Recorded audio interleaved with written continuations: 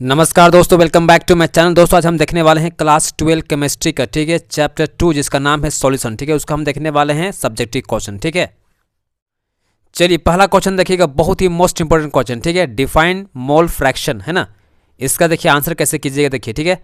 The mole fraction, ठीक है, the mole fraction of a component is the ratio of the number of moles of that component, ठीक है, to the total number of moles of all the component present in the solution, ठीक है। तो ऐसा आपको define करना पड़ेगा, ठीक है ना। इसके बाद आपका आता है बहुत ही मोस्ट इंपोर्टेंट, ठीक है, इसको आप लिखना जरूरी है मैथमेटिकली, ठीक है ना। Mole fraction of a component A, इसका होता है X A is equal to number of mole A upon number of mole A plus number of mole B, ठीक है। ऐसा आपको लिखना बहुत जरूरी पड़ेगा और ये बहुत ही इंपॉर्टेंट है, ये आपके न्यूमेरिकल में भी काम आएगा, ठीक है ना। उसके बाद देखिए सिमिलरली, ठीक है, फॉर बी, है ना, कंपोनेंट बी के लिए क्या होगा, mole fraction B equal to होगा number of mole B upon number of mole A plus number of mole B, ठीक है। और अगर हम लोग मोल फ्रैक्शन ए, ठीक है, कंपोनेंट ए और मोल फ्रैक्शन कंपोनेंट बी को ऐड करेंगे तो इसका कितना आएगा, 1 आएगा, ठीक है। आपको तीनों को याद करना पड़ेगा, ठीक है, बहुत इंपॉर्टेंट है, आपके न्यूमेरिकल के लिए बहुत काम आएगा। तो X A plus X B equal to 1 आएगा, ठीक है। Mole fraction A plus mole fraction B equal to कितना होगा, 1 होगा, ठीक है ना। तो आपको इसको याद करना पड़ेगा, ठीक है, बहुत ही इंपॉर्टेंट है। अब आगे देखिएगा, वेरी वेरी इंपॉर्टेंट क्वेश्चन, ठीक है, बहुत ही मोस्ट इंपॉर्टेंट क्वेश्चन है। क्वेश्चन दिया गया है एक्सप्लेन द हेनरी लॉज, ठीक है, about dissolution of a gas in a liquid, ठीक है। इसका आंसर देखिए, ठीक है, Henry's law states that the partial pressure of the gas, ठीक है, in vapour phase is proportional to the mole fraction of the gas in the solution, ठीक है। इसका मैथमेटिकल फॉर्म कैसे लिखिएगा, P इज इक्वल टू, ठीक है, P is equal to Henry constant K into mole fraction X, ठीक है। ये आपका हो गया मैथमेटिकल एक्सप्रेशन, ठीक है ना, जहां पर KH क्या हो गया, हेनरी लॉ कांस्टेंट बोलते हैं, ठीक है ना। आगे देखिएगा, different gases have different KH यानी कि Henry law constant values at the same temperature, ठीक है, सेम टेम्परेचर पे, ठीक है, अलग अलग गैस का अलग अलग क्या होता है, KH वैल्यू होता है, ठीक है। उसके बाद देखिए नेक्स्ट क्वेश्चन, ठीक है, what is meant by molality of the solution, ठीक है। सभी क्वेश्चन क्या है, एक से बढ़कर एक इंपॉर्टेंट है, ठीक है, एकदम बिल्कुल आपको मिस नहीं करना है, ठीक है ना।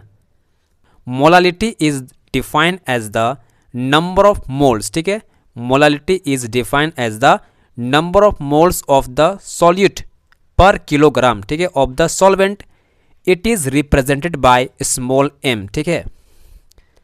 इट मीन्स मोलालिटी यानी कि स्मॉल m इक्वल टू होता है number of moles of glucose, ठीक है, upon volume of solution in litre, ठीक है, याद रखिएगा, नीचे क्या होगा हम लोग का, लीटर में होगा, ठीक है, बहुत को मिस्टेक करता है, ठीक है, ml करता है ना, लीटर में होता है, ठीक है। उसके बाद देखिए चौथा क्वेश्चन, ठीक है ना, अ सॉल्यूशन ऑफ ग्लूकोज, ये आपका न्यूमेरिकल है, ठीक है ना। A solution of glucose C6H12O6 in water is labelled, ठीक है ना, as 10% by weight. What would be the molarity of the solution, ठीक है। मोलर मास ऑफ ग्लूकोज दिया गया है 180 ग्राम पर मोल, ठीक है ना। देखिए इसको कैसे सॉल्यूशन कीजिएगा, देखिए, ठीक है ना। तो सबसे पहले क्या करना पड़ेगा आपको, यहाँ पर परसेंट दिया गया था ना 10%, ठीक है, उसको ग्राम में चेंज कीजिए, ठीक है। तो 10 gram glucose is present is 100 gram glucose हो जाएगा, ठीक है।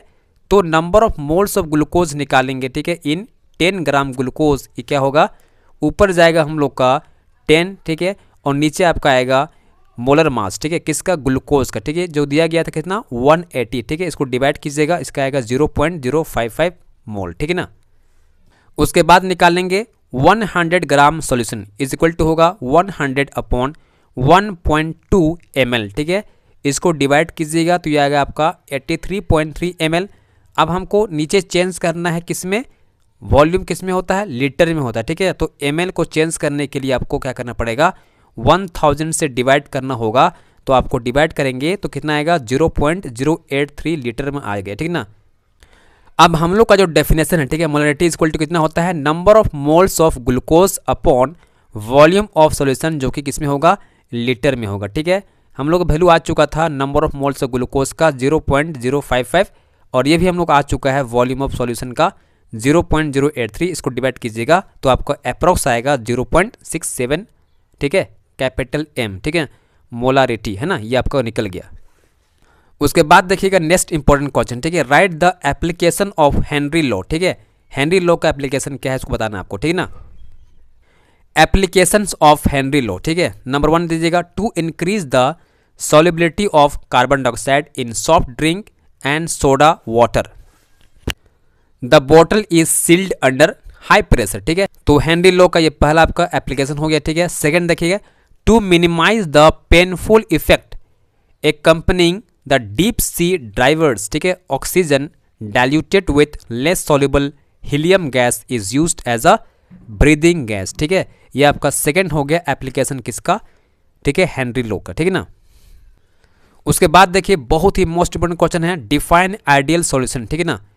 इसका आंसर देखिए, द सॉल्यूशन विच ओबे रॉल्स लॉ, ठीक है, over the entire range of concentration are known as ideal solution, ठीक है। तो ऐसा सॉल्यूशन जो रॉल्स लॉ को ओबे करता है, ठीक है, हर रेंज ऑफ कंसंट्रेशन पर, ठीक है, उसको बोलते हैं हम लोग आइडियल सॉल्यूशन, ठीक है।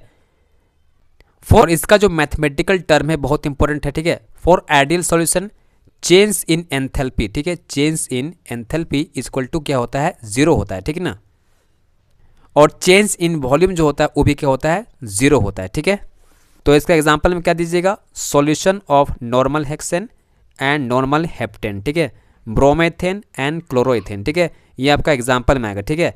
और एग्जांपल देना बहुत ज़रूरी है, ये आपको आंसर को, ये आपके आंसर को कंप्लीट करता है और आपको पूरा फुल मार्क्स देके जाता है, ठीक है ना। उसके बाद देखिए नेक्स्ट इंपॉर्टेंट क्वेश्चन, ठीक है, स्टेट रॉल्स लॉ, ठीक है, इसका आंसर कैसे कीजिएगा, देखिए, for a solution of a volatile liquid, किसके लिए, for a solution of a volatile liquids the partial vapour pressure of each component in the solution is directly proportional to its mole fraction, ठीक है।